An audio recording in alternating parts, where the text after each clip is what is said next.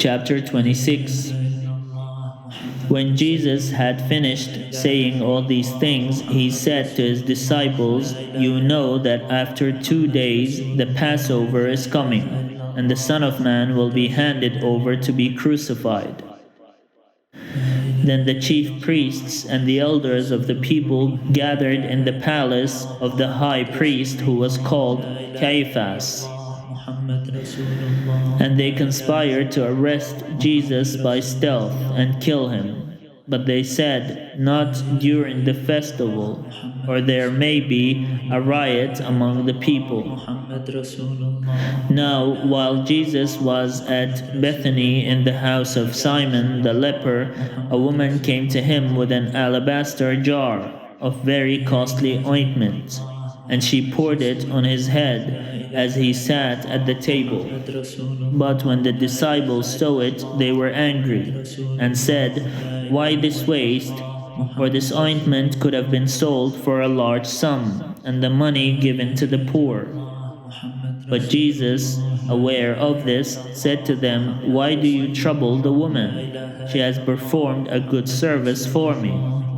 For you always have the poor with you, but you will not always have me. By pouring this ointment on my body, she has prepared me for burial. Truly, I tell you, wherever this good news is proclaimed in the whole world, what she has done will be told in remembrance of her."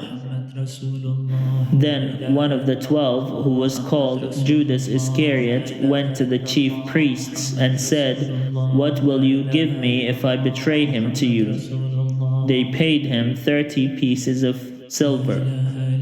And from that moment he began to look for an opportunity to betray him. On the first day of unleavened bread, the disciples came to Jesus, saying, "Where do you want us to make the preparations for you to eat the Passover?" He said, "Go into the city to a certain man, and say to him, 'The teacher says, my time is near. I will keep the Passover at your house with my disciples.'" So the disciples did as Jesus had directed them, and they prepared the Passover meal. When it was evening, he took his place with the 12, and while they were eating, he said, "Truly, I tell you, one of you will betray me." And they became greatly distressed, and began to say to him one after another, "Surely not I, Lord." He answered, "The one who has dipped his hand into the bowl with me will betray me. The Son of Man goes as it is written of him, but woe to that one by whom the Son of Man is betrayed. It would have been better for that one not to have been born." Judas, who betrayed him, said, "Surely not I, Rabbi." He replied, "You have said so." While they were eating, Jesus took a loaf of bread, and after blessing it, he broke it, gave it to the disciples, and said, "Take, eat, this is my body." Then he took a cup, and after giving thanks, he gave it to them, saying, "Drink from it, all of you, for this is my blood of the covenant, which is poured out for many for the forgiveness of sins. I tell you, I will never again drink of this fruit of the vine until that day when I drink it new with you in my God's kingdom." When they had sung the hymn, they went out to the Mount of Olives. Then Jesus said to them, "You will all become deserters because of me this night. For it is written, I will strike the shepherd, and the sheep of the flock will be scattered. But after I am raised up, I will go ahead of you to Galilee."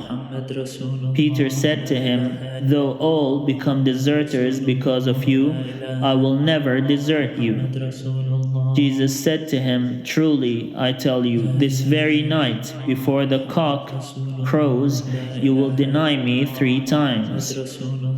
Peter said to him, Even though I must die with you, I will not deny you. And so said all the disciples. Then Jesus went with them to a place called Gethsemane, and he said to his disciples, "Sit here while I go over there and pray." He took with him Peter and the two sons of Zebedee, and began to be grieved and agitated. Then he said to them, "I'm deeply grieved, even to death. Remain here and stay awake with me." And going a little further, he threw himself on the ground and prayed, "My God, if it is possible, let this cup pass from me. Yet not what I want, but what you want." Then he came to the disciples and found them sleeping. And he said to Peter, "So, could you not stay awake with me 1 hour? Stay awake and pray that you may not come into the time of trial. The spirit indeed is willing, but the flesh is weak." Again he went away for the second time and prayed, "My God, if this cannot pass unless I drink it, your will be done." Again he came and found them sleeping, for their eyes were heavy. So, leaving them again, he went away and prayed for the third time, saying the same words. Then he came to the disciples and said to them, "Are you still sleeping and taking your rest? See, the hour is at hand, and the Son of Man is betrayed into the hands of sinners. Get up, let us be going. See, my betrayer is at hand." While he was still speaking, Judas, one of the 12, arrived. With him was a large crowd, with swords and clubs, from the chief priests and the elders of the people. Now the betrayer had given them a sign, saying, "The one I will kiss is the man. Arrest him." At once he came up to Jesus and said, "Greetings, Rabbi," and kissed him. Jesus said to him, "Friend, do what you are here to do." Then they came and laid hands on Jesus and arrested him. Suddenly, one of those with Jesus put his hand on his sword, drew it, and struck the slave of the high priest, cutting off his ear. Then Jesus said to him, "Put your sword back into its place, for all who take the sword will perish by the sword. Do you think that I cannot appeal to my God, and he will at once send me more than 12 legions of angels? But how then will the scriptures be fulfilled, which say it must happen in this way?" At that hour, Jesus said to the crowds, "Have you come out with swords and clubs to arrest me as though I were a bandit? Day after day I sat in the temple teaching, and you did not arrest me. But all this has taken place, so that the scriptures of the prophets may be fulfilled." Then all the disciples deserted him and fled. Those who had arrested Jesus took him to Caiaphas, the high priest, in whose house the scribes and the elders had gathered. But Peter was following him at a distance, as far as the courtyard of the high priest. And going inside, he sat with the guards in order to see how this would end. Now the chief priests and the whole council were looking for false testimony against Jesus, so that they might put him to death. But they found none, though many false witnesses came forward. At least 2 came forward and said, "This fellow said, 'I'm able to destroy the temple of God and to build it in 3 days.'" The high priest stood up and said, "Have you no answer? What is it that they testify against you?" But Jesus was silent. Then the high priest said to him, "I put you under oath before the living God. Tell us if you are the Messiah, the servant of God. Jesus said to him, "You have said so. But I tell you, from now on you will see the Son of Man seated at the right hand of power and coming on the clouds of heaven." Then the high priest tore his clothes and said, "He has blasphemed. Why do we still need witnesses?